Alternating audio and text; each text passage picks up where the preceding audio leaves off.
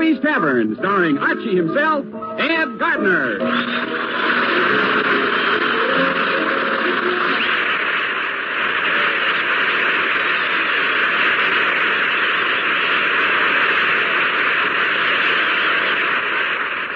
Here we go, friends, to Duffy's Tavern, starring Archie himself, Ed Gardner.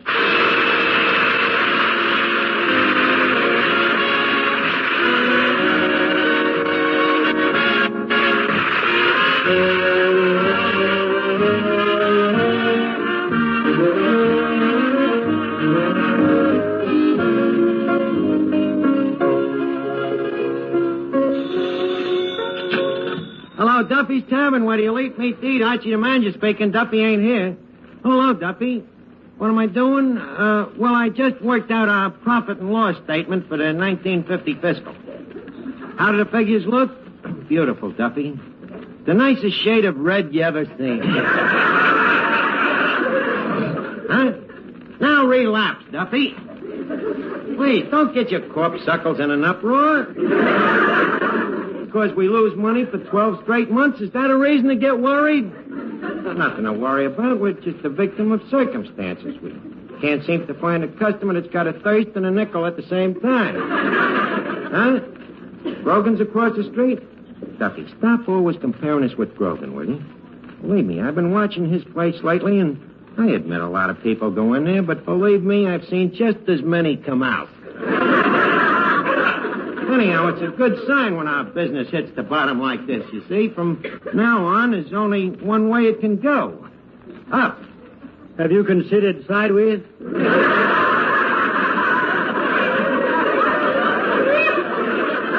Cut it out, Eddie. Now, Duffy, forget business and stop worrying, will you, before your scalp turns gray.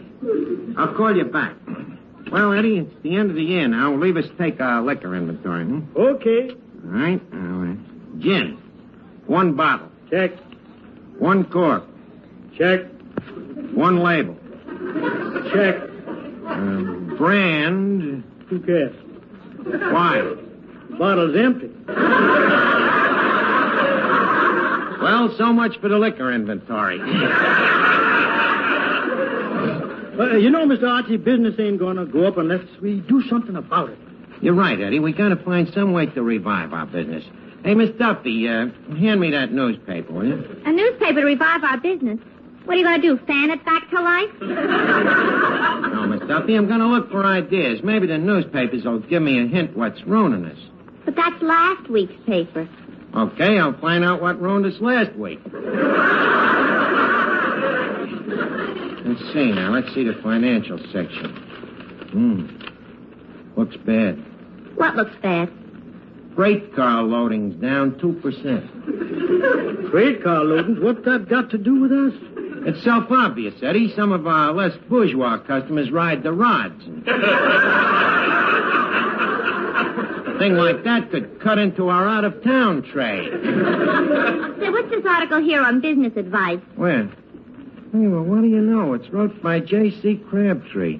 He used to be in business right here on 3rd Avenue. An expert on economics? He ought to be. He went bankrupt 3 times. What'd he say? He says, inflation hurts business.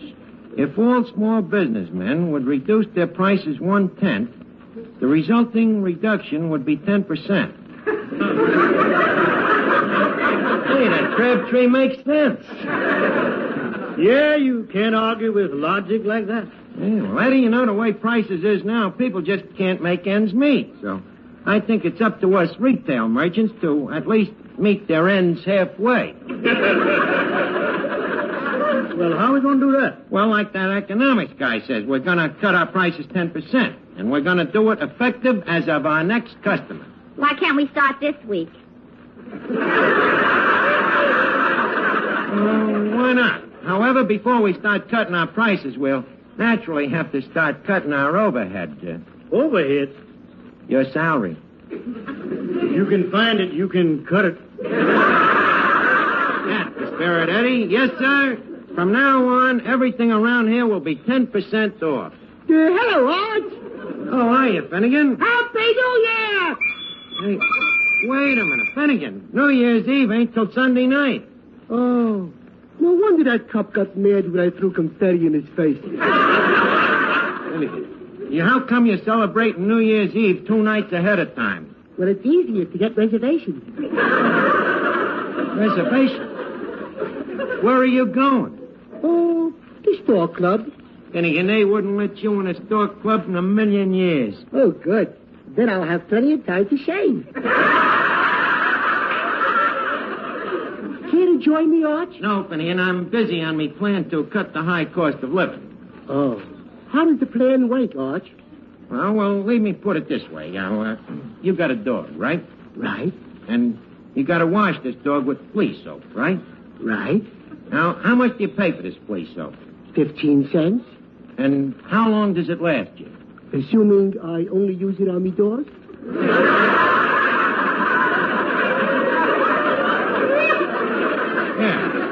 Yeah, how long will the flea soap last? Well, let's say I give the dog his regular bath every 2 weeks. Then once in a while I take one myself. It lasts about 8 months, Arch. Why? Well, you see, if you save 10% on your dog's flea soap, over a period of 2 years, it would come to almost the price of a newspaper or a book or a magazine. So what, Arch? The dog can't read. That's aside to the point. I'm trying to explain to you the economic system. You see, economics is a science that the government uses to balance our national income against our national expense. I see. How does it work? Not very well. But they get around it, you see, by the Treasury Department declaring a fiscal during each 12 months per annum. Except February. You're thinking of the judiciary. I stand corrected. Good. Now, normally, prices fluctuate, you see, but sometimes big companies get their cartels together, and they fix these prices so that they can't flux. Now, this is what is known as international monotony. You mean monopoly. Do you want to give the lecture? Sorry, Professor. Now, take money. Yeah? You see, the basis of economics is money, which was originated with the early Romans when they first took their public baths. Now, these baths was for the poor people. The people with dough couldn't get in. Hence the expression, the filthy rich.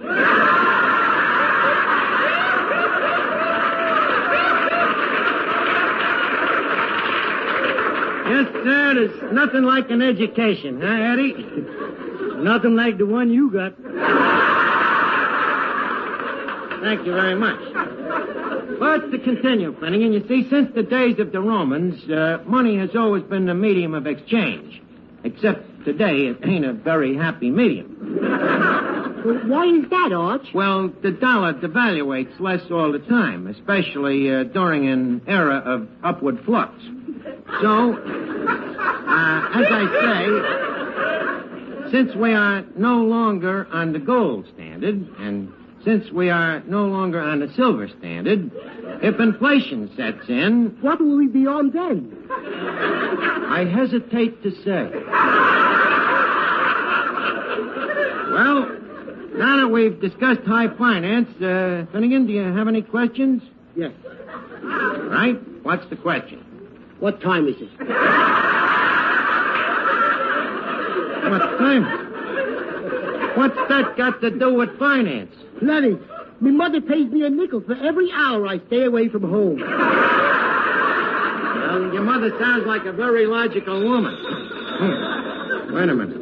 Hey, that's probably some dame calling me for New Year's Eve. Hello, honey. Oh, sorry, Bud, you got the wrong number. Huh? You want to talk to Miss Duffy? Brother, you do have the wrong number. But I'll call her. Miss Duffy, telephone. A man's voice? Uh-huh. Oh, my. Hello, this is Miss Duffy speaking, and I'd love to. What? Archie, I thought you said it was a man. Well, ain't it? It's my girlfriend, Katrinka Yarbutz. Even on television, she would have fooled me. Hello, Katrinka. What? A double date for New Year's Eve. Katrinka, you got a nerve asking me to go out when you know I'm engaged to be married. Where are we meeting them? Uh-huh. What does yours look like? Uh-huh. How about the one you got for me? Uh-huh. How tall? 4'9". Katrinka, you got a nerve asking me to go out when you know I'm engaged. What? You'll call me back. Katrinka, please don't bother. Unless you want to switch fellas. Archie, when are we going to start cutting prices? Why? Well, if it wasn't for high prices, I'd already be Mrs. Rodney Maximilian Haybinder. How come? Every week, Rodney promises me that as soon as prices come down, we'll get married. The nerve of that justice of peace charging $2 for a marriage license.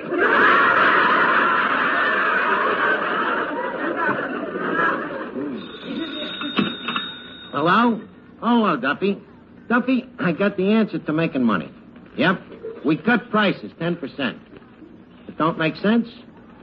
What's sense got to do with it? It's economics. Yeah, a guy in a newspaper says that if we all get public-spirited and cut prices 10%, it helps everybody. In other words, if Grogan sells beers for a nickel and we sell them for 4 cents, Grogan is dead. Huh? In that case, we should be public-spirited, huh? Cut the 10%, but don't tell Grogan. Duffy, I'm glad you see the light. Well, gang, the crusade marches on. We're starting with our right foot forward. With 3rd Avenue against it, inflation has to go. Right, Miss Duffy? Right. Right, Eddie? Right. Right, Finnegan? Left. What? Oh, excuse me, Arch. I started off on the wrong foot.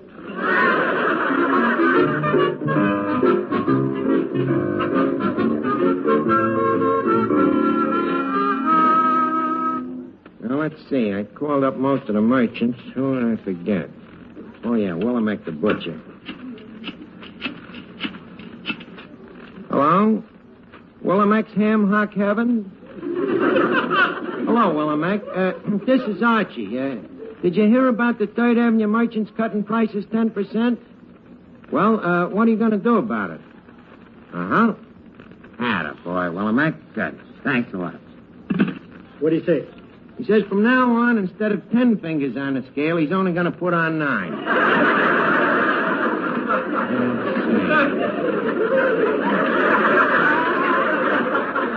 And now, about us, Eddie. Did you reduce the prices? Well, I took 10% off the food and the beer, but I got one baffling question. What? How are you going to reduce the price on the free lunch? I got it. We throw 10% of it away. Why don't you be real public-spirited and throw it all away? Well, we might do that, too. Yes, sir, this thing is really catching on, Eddie. Everybody in the neighborhood is cutting 10%. Except that Grogan, of course. Everybody? Yep, Colucci the fruit peddler, Nick the barber. He going to take another slash? Yeah, Eddie, he's going to take another 10%. Oh, you mean shaving lotion is out and plasma is in? Yep, the whole neighborhood is behind us. And the guy I'm really proud of is Cavendish, the undertaker. He started what he calls the new Cavendish 10% layaway plan. Well, what's that? For every 9 customers, he'll throw in 1 free. If he ain't careful, he's going to run his business right into the ground. And Arch, there's another place that can take a cut. Who? Smith's Tattoo Parlor. The tattoo parlor? Yes. How can they take a cut? Well, instead of tattoo, they can tat one.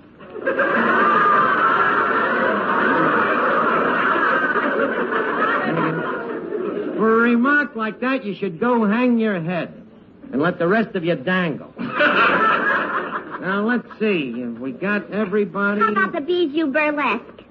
Well, they said they'd like to take off another 10%. They can't figure out where it's going to come from. So, it means we got everybody but them and Grogan now. Archie, don't you think we ought to let Grogan in on this, too? What? Let him in? After that ugly rumor he started about our food? Imagine saying that when Callahan, the mounted cop, rides by the tavern and his horse neighs, our Hesh neighs back. Absurd, ain't it, Eddie? Ridiculous. But I have heard it, Winnie. But Archie, the newspaper man says that this plan won't work unless everybody gets in on it. Maybe we should let Grogan in. The only thing is, who tells him? I can't talk to him direct. Why not? It violates the 3rd Avenue Businessmen's Code. It's like Macy's talking to Gimbals. Hart Schaffner talking to Marx. Like Hornon talking to Hard Art. If I deal directly with Grogan, it might lead to a strain in protocol. It might also lead to a punch in the nose. That's what I was thinking. I think we better do things on a higher level and maybe send an ambassador. An ambassador, huh? Yeah, Eddie. So you got anybody in mind, said he, cautiously backing away? No, we won't need you. We'll send Finnegan. But we'll have to dress him up like an ambassador, you know. We'll get him a tuxedo and a walking stick and one of them black hamburger hats.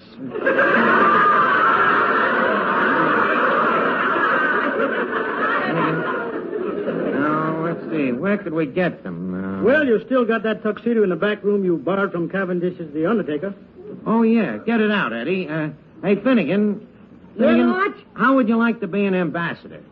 What's that, Arch? An ambassador? Well, generally speaking, that's a guy that says his country has something which it don't in order to scare another country into giving up something that it ain't got, so that both countries can agree to divide something that belongs to somebody else. Arch, a point. What? Why don't they leave the countries alone and just divide up the ambassadors? Finnegan, already you're talking like a diplomat. Nobody can make head or tails out of what you're saying. Now, let's see. Here's your first official mission. Now, I want you to go over to Grogan's and tell him to cut his prices 10%. How do I go about it, Arch? Well, like an ambassador, you see. You've got to use a lot of tact and diplomacy. First, you ask him to cut his prices, see? Then if he says no, you start off by calling him a crook. See, that puts you in a bargaining position. Then, if he argues with you, you tell him he's a lousy Tory, see? Then if he says cutting prices won't help his business, you call him a filthy, dirty liar. But above all, use tact and diplomacy. Here you are, Mr. Archie. What? Cavendish's tuxedo. Oh, thanks, Shall I throw the lily away? No, keep it in. It'll look like our ambassador's wearing a boutonniere. Finnegan. Yeah, Arch? Finnegan, here, lay down and try on this tuxedo.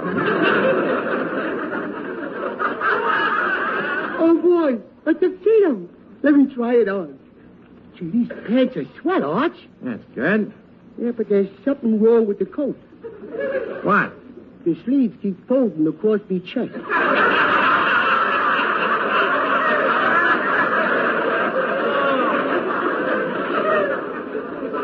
Do I look like a real ambassador, Eddie? Yep, a dead ringer. Okay, Finnegan, now take your hat and walking stick and get across the street to Grogan's. Okay, Arch. I'll keep in touch with you by cable.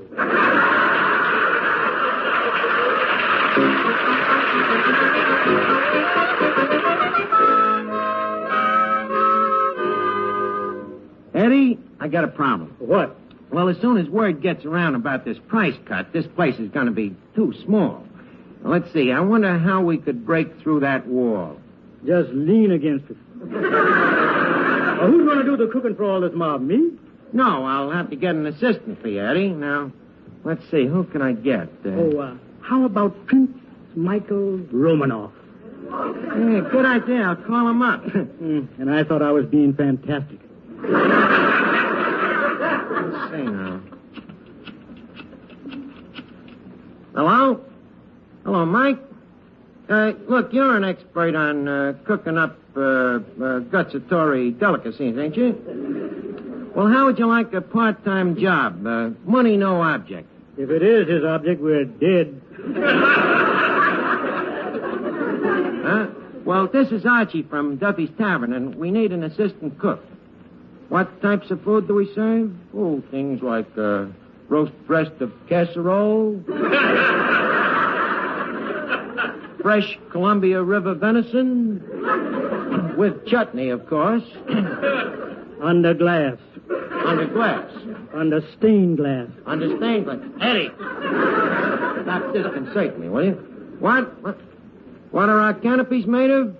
Well, the one out in front is made out of canvas. Oh, you mean canopies like anchovy paste? Mike, at Duffy's, we don't use anchovy paste. When our anchovies come apart, we pin them together. Huh? What? I see. Okay, goodbye. What happened? We couldn't get together on a price. What do you mean? He says he wouldn't come here for $1 million. Well, let's see. What else do we have to do? Well, with them crowds coming here, we're going to need more liquor. That's right, Eddie. Better pour another gallon of water in the scotch. Mr. Archie, if we water that liquor anymore, we're just going to be the middleman between the customers and the faucets.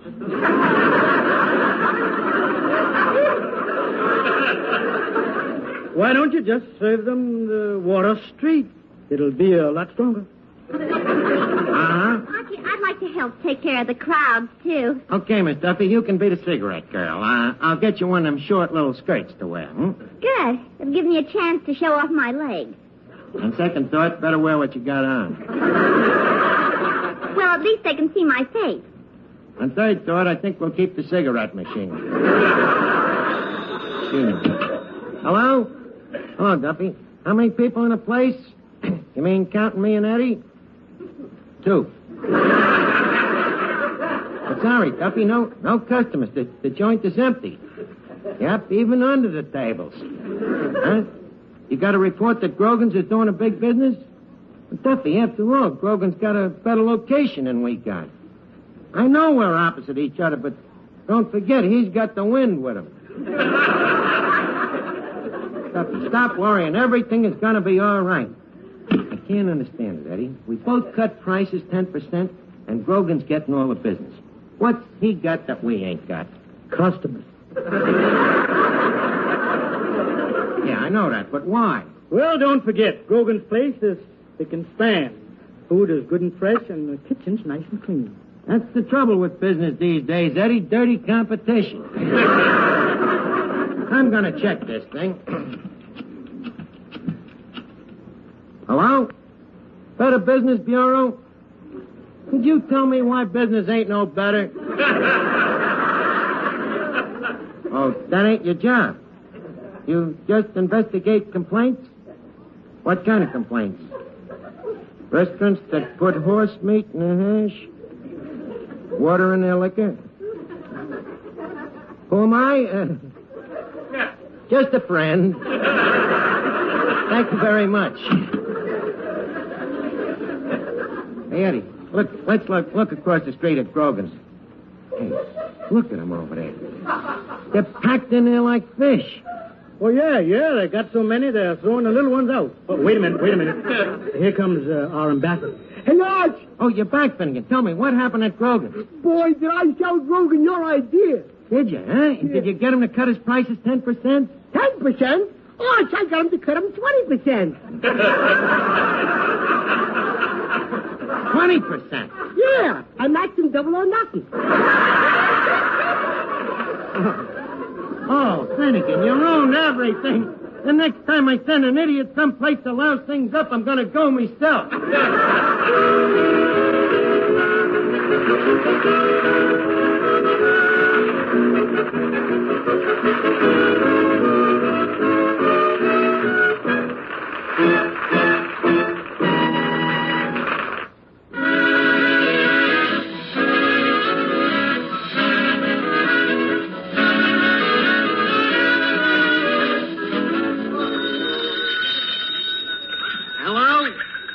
Duffy. Yeah, well, have a good time and we'll be with you next week. It's time to leave Duffy's Tavern for now, but be sure to be with us again next time for another hilarious get-together at everybody's favorite tavern.